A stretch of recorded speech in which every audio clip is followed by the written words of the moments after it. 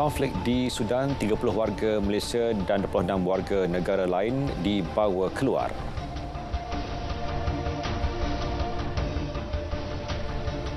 Assalamualaikum dan salam Malaysia Madani, saya Muhammad Shah Musa. 30 rakyat Malaysia yang terkandas di Khartoum, Sudan selamat tiba di Pelabuhan Sudan pada pukul 8.07 malam waktu Malaysia semalam. Ia selepas kesemua mereka menempuh perjalanan 30 jam sejauh 1,233 kilometer. Menteri Luar Datuk Seri Dr. Zamri Abdul Kadir berkata pasukan khas Ops Sudan turut membawa keluar 26 warga negara lain dan kesemua mereka berada dalam keadaan selamat dan sihat.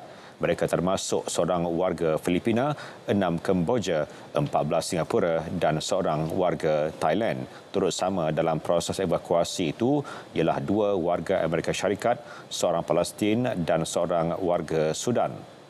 Dr. Zamri berkata 2 lagi rakyat Malaysia yang tidak terlibat proses evakuasi merupakan mereka yang berkhidmat dengan United Nations Mission in Sudan UNMISS di Abyei. Proses evakuasi mereka akan dilakukan pihak Pertubuhan Bangsa-Bangsa Bersatu. Takungan air dan paip bawah tanah yang pecah dipercayai antara punca kejadian tanah runtuh di hadapan Akademi Pencegahan Rasuah Malaysia Maka di persiaran Tuanku Syed Sirajuddin pada pukul 1.30 tengah hari tadi. Ketua Polis Daerah Sentul ACP Beh Eng Lai berkata, unit forensik Cerun Jabatan Kerja Raya JKR telah menjalankan analisis dan mendapati kewujudan takungan air di luar pagar itu mungkin disebabkan hujan lebat sejak 3 hari lepas.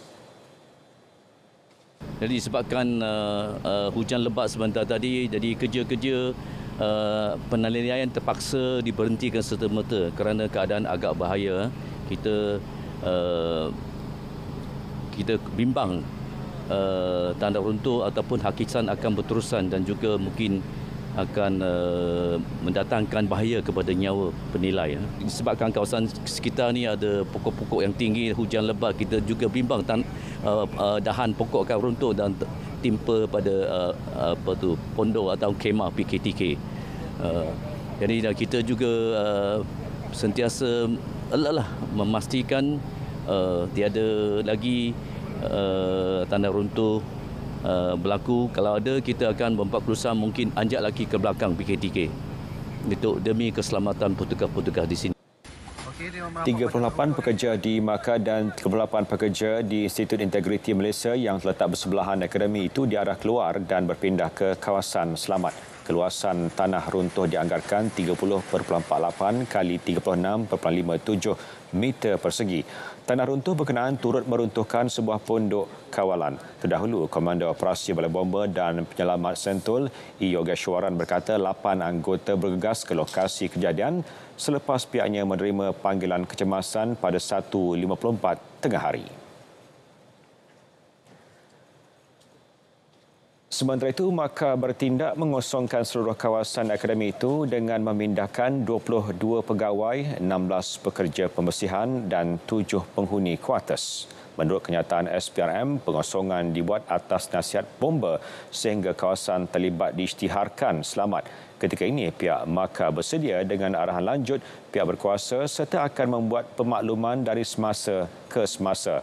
Pihak Maka memohon orang ramai agar tidak membuat sebarang spekulasi dan memberi ruang kepada pihak berkuasa untuk menjalankan siasatan lanjut berkaitan insiden berkenaan.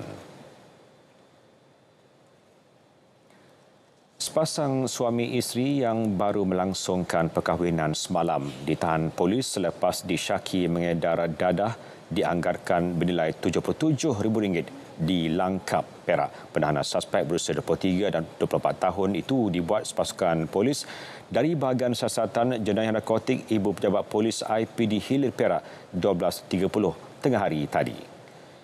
Ketua Polis Daerah Hilir Perak ACP Ahmad Adnan Basri berkata suspek ditahan ketika berada di dalam sebuah kereta di kawasan parkir masjid dan dipercayai sedang menunggu pembeli. Pemeriksaan lanjut ke atas kenderaan menjumpai sebuah beg pakaian mengandungi 20 bungkus plastik berisi bahan disyaki dadah jenis heroin dengan anggaran berat 9.268 kilogram. Dadah yang dirampas dipercayai untuk diedarkan ke luar daerah Hilir Perak dan mampu menampung kegunaan 10,000 penagih. Kedua suspek positif dadah jenis syabu selain turut mempunyai rekod jenayah lampau berkaitan dadah. Kes disiasat di bawah Seksyen 39B Akta Dadah Berbahaya 1952 dan Seksyen 15-1-A Akta Dadah Berbahaya 1952. Pasangan berkenaan direman bermula esok bagi membantu siasatan. Jumlah kemalangan yang dicatat menerusi Op Selamat 20 terus meningkat pada hari kelima pelaksanaannya, iaitu semalam 1,551 kes direkodkan, pertambahan 170 kes berbanding hari sebelumnya. Kes kemalangan yang dicatat membabitkan 2,327 kenderaan pelbagai jenis. Paling tinggi melibatkan kereta dengan 1,790 kes atau 76.9%. Ini diikuti motosikal 315 kes. Op Selamat 20 dilaksana 7 hari hingga esok. Tiada syarat ditetapkan kerajaan kepada ahli Parlimen Pembangkang berhubung agihan peruntukan. Timbalan Perdana Menteri Datuk Seri Fadilah Yusof berkata, pembangkang hanya perlu kemuka permohonan, namun ia tidak dilakukan sehingga kini. Sebelum ini, Datuk Seri Fadilah dilaporkan meminta Datuk Seri Taqiyuddin Hassan untuk kemuka perincian cadangan peruntukan secara bertulis sebelum rundingan dimulakan. Turut dilantik sertai rundingan Setiausaha Agong Perikatan Nasional Datuk Seri Hamzah Zainuddin serta Naib Presiden Bersatu Datuk Dr. Razzie Jidin.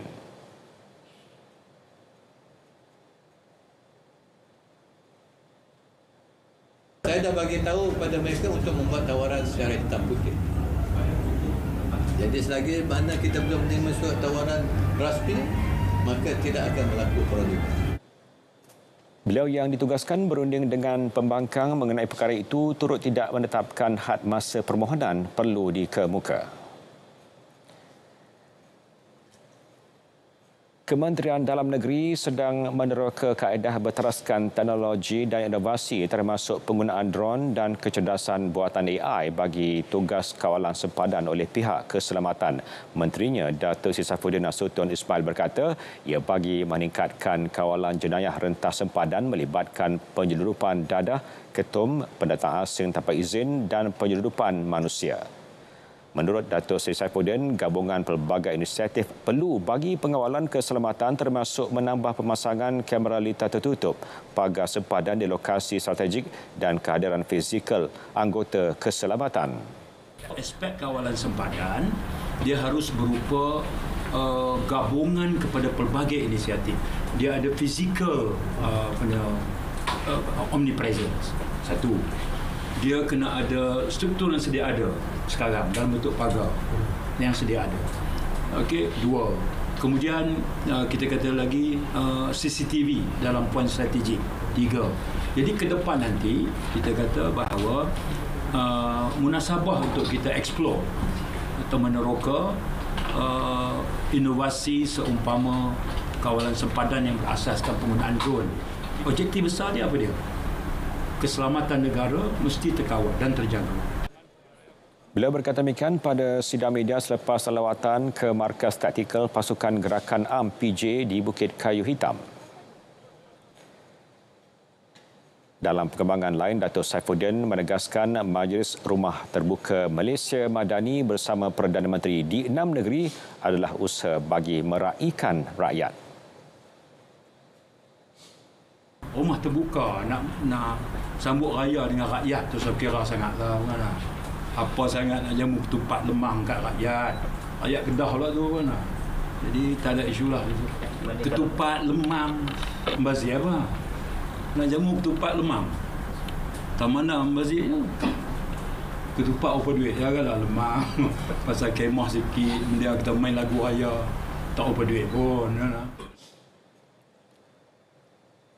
Sambutan Aidilfitri amat bermakna buat penghuni penjara yang berpeluang meraihkannya bersama keluarga. Di penjara Kajang, lebih 500 banduan dibenar berbuat demikian hari ini dan semalam wartawan Syamimi Saripan ada laporannya.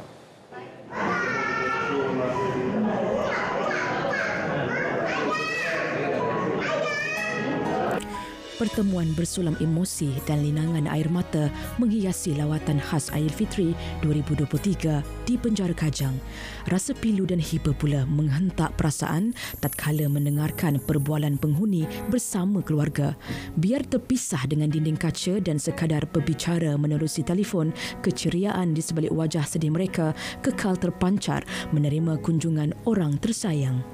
Yalah, kita cuma boleh berdoa kan, supaya Allah bukakan hati dia, supaya dia berubah untuk anak-anak, untuk diri dia sendiri. Sebagai bapa, kita terpaksa redha. Apa yang dia buat tu kita terpaksa. Kita marahkan dia pun akan ulang balik. Jadi kita terpaksa redha apa yang dia buat, kita terima hakikatnya. Kalau dia masuk penjara tu terserah dia, sebab di sana dalam tu ada imam, ada kaunseling, ada semua, ada cukup. Apabila dia dah siap, nanti dia keluar, dia akan tahulah yang mana baik, yang mana buruk. Itu aja. Jadi berapa tahun tak jumpa dia, dalam 7 tahun 8 tahun dah tak jumpa dia. Tadi saya nak peluk dia pun tak boleh sebab ada tiang kan, ada pagar. Jadi saya pun mampu tengok dia termenung. Apa yang saya cerita dengan dia benda yang betul. Berbekal 15 minit masa yang diberikan, tempoh cukup berharga itulah digunakan sepenuhnya untuk menyapa khabar, berkongsi semua cerita dan menyubur kasih sesama mereka. Tambah manis, banduan turut dihidang Jordah Raya menerusi tempahan yang dibuat keluarga kepada pihak penjara. Sesungguhnya, kehadiran ahli keluarga dapat membantu memulihkan semangat dan sokongan untuk mereka meneruskan kehidupan. Kita harapkan lebih ramai keluarga datang melawat banduan untuk memberi support kepada mereka. Disebabkan setelah 2 tahun COVID ni, tidak ada sebarang lawatan yang kita benarkan untuk tempoh-tempoh perayaan. Dan termasuk Adik Adha, Aidilfitri, semua jenis perayaan lah. Kita hanya based on video call sebelum ni. So untuk tahun ni, mereka boleh bersua muka. Walaupun melalui telefon, tetapi kita tengok suasana dia, ada yang lebih 2 tahun, 3 tahun tak pernah datang jumpa kan. Di sini merupakan tempat pertemuan ahli keluarga bersama dengan banduan akhir dan ia sedikit berbeza berbanding dengan tempat pertemuan tadi, dan mendengarkan kelak tawa melihatkan senyuman ahli keluarga bersama dengan banduan di sini jelas menunjukkan betapa rindu dan kasihnya mereka kepada ahli keluarga dan rakan-rakan meskipun berpisah di sebalik tirai besi. Syamini Saripan, RTM. Kami, warga kerja penjara Kajang, mengucapkan Selamat Hari Raya Aidilfitri. Maaf zahir dan batin.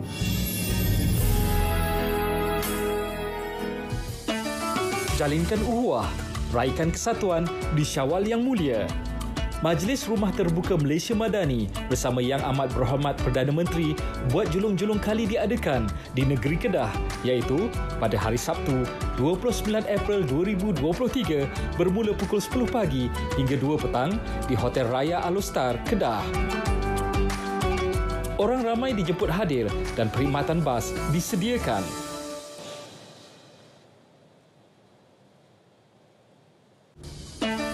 Jalinkan ukhuwah, raikan kesatuan di Syawal yang mulia. Majlis Rumah Terbuka Malaysia Madani bersama Yang Amat Berhormat Perdana Menteri buat julung-julung kali diadakan di negeri Kedah, iaitu pada hari Sabtu 29 April 2023 bermula pukul 10 pagi hingga 2 petang di Hotel Raya Alostar, Kedah. Orang ramai dijemput hadir dan perkhidmatan bas disediakan. Pelakon Boy Iman dan 3 individu lain dihadapkan ke Mahkamah Magistrate Kuala Lumpur hari ini atas pertuduhan menipu seorang wanita berhubung penganjuran satu program Festival Raya minggu lalu. Boy Iman atau nama sebenarnya Nurul Iman A. Rahman, Nur Azah Sahut, Norzana Rapi dan Nur Azmi Jantan mengaku tidak bersalah terhadap pertuduhan itu. Pertuduhan dibacakan di hadapan Magistrate Nur Alina Hanim Abdul Halim. Mengikut pertuduhan, mereka didakwa menipu Siti Wardina Basir dengan memperdayakannya dalam urusan penyewaan tapak perniagaan sempena Festival Hore versus Fest Raya sehingga mendorong wanita tersebut menyerahkan wang RM1,500. Kesalahan dilakukan di Pusat Dagangan Dunia WTC Kuala Lumpur pada pukul 2.34 pagi 19 April lalu. Mereka didakwa mengikut Seksyen 420 Kanun Kesesaan yang memperuntukkan hukuman penjara antara 1 tahun hingga 10 tahun dan sebat serta denda jika sabit kesalahan. Kesemua tertuduh dibenarkan jamin RM3,000 setiap seorang dengan seorang penjamin dan perlu menyerahkan pasport kepada mahkamah sehingga kes selesai. Magistrate menetapkan 13 Jun depan untuk sebutan semula kes. Sentiasa waspada ketika berada di tempat sesak susulan penularan COVID-19 subvarian XBB 1.16 atau Arcturus di negara ini. Meskipun risiko jangkitan akibat subvarian di bawah family varian Omicron ini adalah rendah, orang ramai dinasihatkan agar terus memakai pelitup muka di tempat awam. Pegawai Perubatan Dr. Gokila Vani Seka Chandan berkata ia mempunyai gejala sama seperti varian COVID-19 yang lain seperti demam, sesak nafas dan batuk.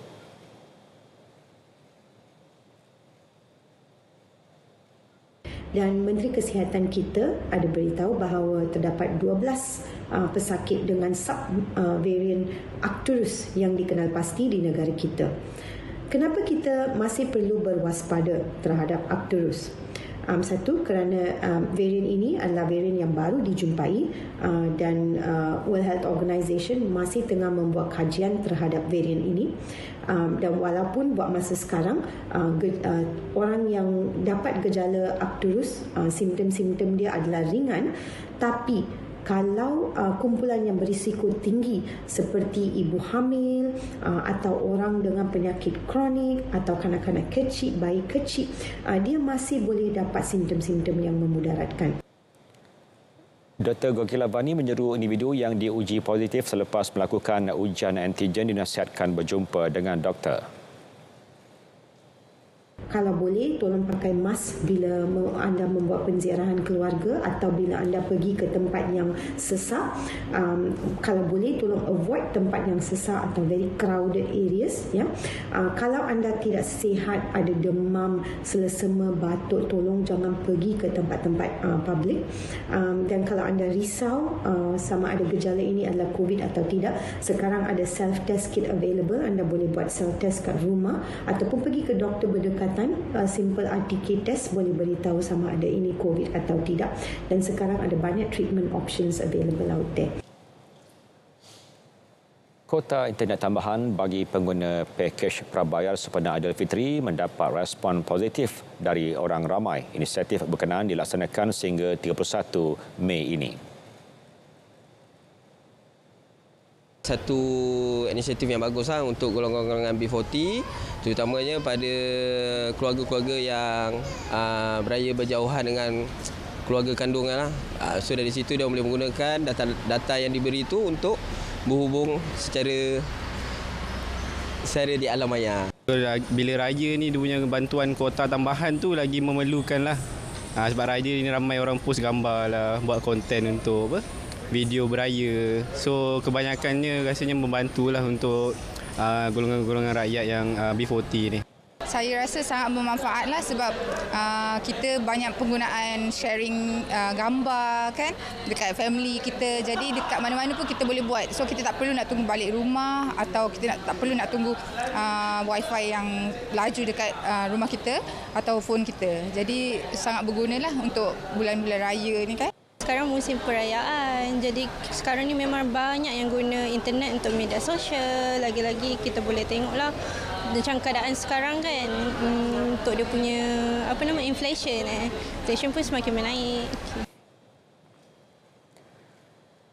Rizab antarabangsa Bank Negara Malaysia berjumlah $115.9 bilion Amerika Syarikat pada 14 April lepas. Kedudukan rizab itu mencukupi untuk membiayai 5.1 bulan import barangan dan perkhidmatan serta 1.1 kali jumlah hutang luar negeri jangka pendek. Komponen utama rizab antarabangsa adalah rizab mata wang asing berjumlah $103.1 bilion Amerika. Selain itu, kedudukan rizab tabung kewangan antarabangsa $1.4 bilion Amerika dan emas $2.5 bilion Amerika.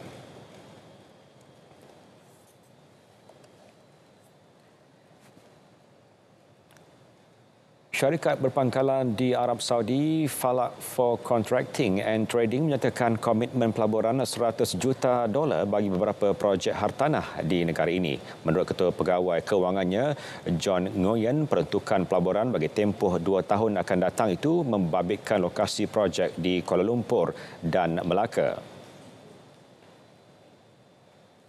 At the moment, we're looking at real estate as well in Kuala Lumpur. So there's 2 or 3 sort of targets that we are looking at. Approximately 100 million USD budget for that. We're looking at another property in Malacca. So there's a 5-star property there, hotel. So that's an opportunity for us to investigate as well. Beliau berkata demikian selepas menyaksikan majlis tanda tangan perjanjian persefahaman antara Naib Pengerusi Falak for Contracting and Trading Nagi Abbas dan Presiden BACC Equity Tayalan Nathan. Syarikat itu berhasrat melabur dalam segmen ruang pameran dan taman tema serta merancang membawa projek berkenaan ke Arab Saudi. Malaysia dijangka akan menghadapi tekanan inflasi yang tinggi dalam tempoh jangka pendek. Public Investment Bank Berhad memaklumkan beberapa risiko termasuk kenaikan harga komoditi global disebabkan ketegangan geopolitik dan faktor cuaca buruk. Selain itu, permintaan China yang lebih kukuh daripada jangkaan dan kos input yang meningkat akibat perkembangan kadar pertukaran juga antara faktor unjuran tersebut.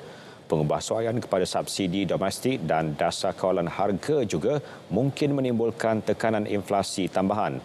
Pihaknya optimis subsidi untuk petrol RON95 dan diesel yang ditetapkan masing-masing pada RM2.05 dan RM2.15 seliter juga dijangka tertakluk kepada semakan dan berpotensi meningkat secara beransur-ansur pada akhir tahun ini. Perkembangan luar negara, 60 penduduk maut dibunuh oleh sekumpulan lelaki berpakaian seragam tentera. Kejadian berlaku di Kampung Karma di utara Burkina Faso. Media tempatan melaporkan mangsa yang cedera telah dipindahkan ke kemudahan kesihatan tempatan. Susulan insiden itu, pihak berkuasa kini sedang menjalankan siasatan untuk menahan semua suspek terlibat. Serangan seperti itu lazim berlaku di Burkina Faso yang dibelenggu oleh keganasan sejak beberapa tahun lalu, terutama selepas tentera merampas kuasa dalam 2 rampasan kuasa pada Januari dan September 2022. Laporan Indeks Keganasan Global 2023 menunjukkan ramai orang awam dan tentera maut di Burkina Faso, sekaligus menjadikan negara itu negara kedua paling terjejas di dunia. Di Indonesia, lebih 2,000 penduduk terpaksa berpindah selepas gempa bumi kuat 7.3 magnitud melanda barat Pulau Sumatera, Indonesia. Ia sekaligus mencetuskan amaran tsunami. Dalam kejadian awal pagi tadi, penduduk di Padang, ibu kota Sumatera Barat, dilihat terpaksa melarikan diri ke kawasan yang lebih tinggi dan selamat. Pihak berkuasa tempatan turut mengarahkan orang ramai di kawasan terjejas untuk segera berpindah. Menurut data Agensi Geofizik Indonesia, beberapa gegaran susulan dikesan dan satu daripadanya mencatatkan 5 magnitud. Indonesia sering mengalami gempa bumi kerana ia merentasi lingkaran api Pasifik iaitu zon aktif seismik.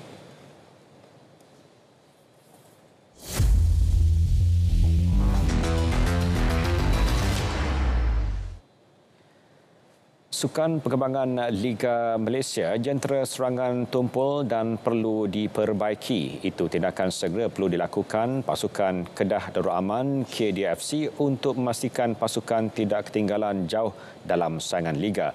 Pandangan itu dilontarkan bekas jurulatih KDFC Azraiko Abdullah yang bimbang dengan kehambaran barisan penyerang selepas 9 perlawanan bagi musim ini. Awal 2023, KDFC mempertajam jentera serangan musim ini dengan menandatangani 2 penyerang utamanya dari Brazil, William Lira dan Jonathan Barreto dos Reis. Bagaimanapun, barisan sedia ada tidak membawa impak secukupnya.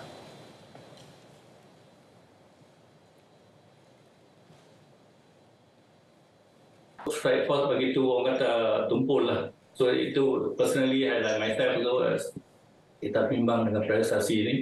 Dan bagi saya lah, the new open window is coming. Kalau the strikers cannot perform, mau tak mau kita terpaksa kena come up with the new signing dan sebagainya, ganti dan sebagainya. Satu benda yang betul tak perlulah kalau daripada awal kita pilih yang terbaik itu, kita tak payah bazir. Dalam perkembangan sama, Azrai turut meminta penyokong agar bersabar dan memberi masa kepada pengendali baru Nafuzizin untuk membentuk pasukan Kedah yang lebih mantap. Kita kena sabar. Kita kena sabar because Nafuzi baru sign for the first season. Dia pun cuba nak terapkan dia punya falsafah permainan dan sebagainya, dia punya DNA atau macam penyokong-penyokong katalah Nafuzi ball lah dan sebagainya. Apa sekalipun you kena sabar because saya nak share even di Facebook, saya dah katakan masa saya ambil alih tim Kedah daripada Julete Brazil tu, the World Cup player Meradina tu, it took me about 2 years plus to develop the team. Then only by the time 2006, masa tu kita dah jatuh ke Liga Perdana. 2006 baru kita menang Liga Perdana. Then the following year 2007, 2008 baru kita sapu bersih 3 piala. So kita ni masa. KDFC ketika ini berada di kedudukan kelima carta Liga Super 2023 dengan kutipan 16 mata menerusi 9 perlawanan.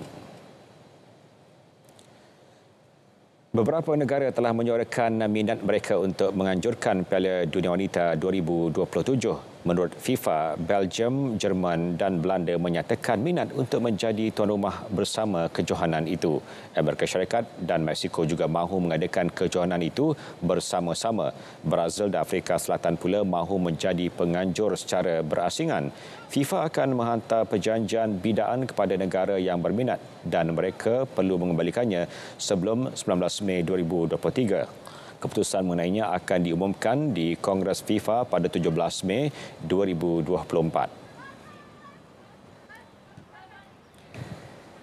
Stadium Camp Nou bakal berwajah baharu. Media Spanyol melaporkan Barcelona memperoleh $1.45 bilion pembiayaan bagi pelan pembangunan semula dan akan memulakan proses pengubahsuaian stadium itu 1 Jun ini.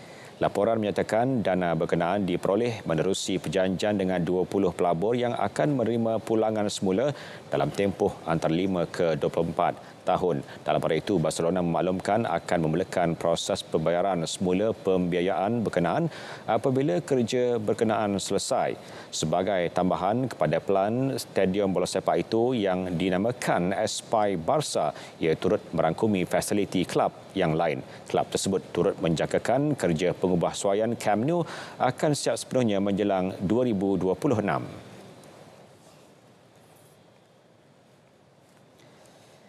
Baik, secara berita tengah malam berakhir di sini. Terus setia bersama Berita RTM untuk perkembangan sahih sepanjang masa.